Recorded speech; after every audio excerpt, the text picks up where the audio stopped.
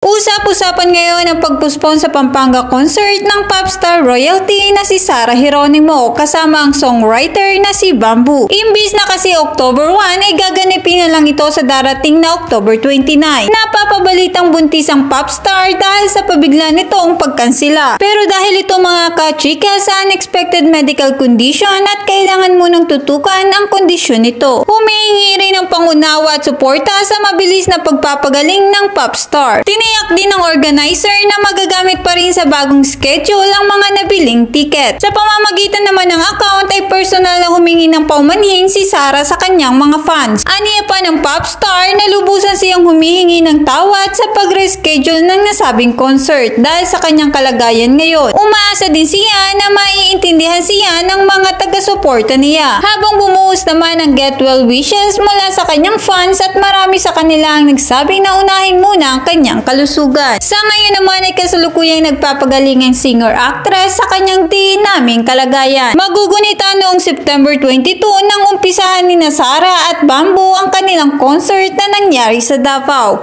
Bukod sa Pampanga, nakatakda ring magkaroon ng show ang duo sa Santa Rosa, Laguna at Cebu. So that's all for today mga ka-chika. This is your Project EO. Please like and subscribe. See you at my next chika.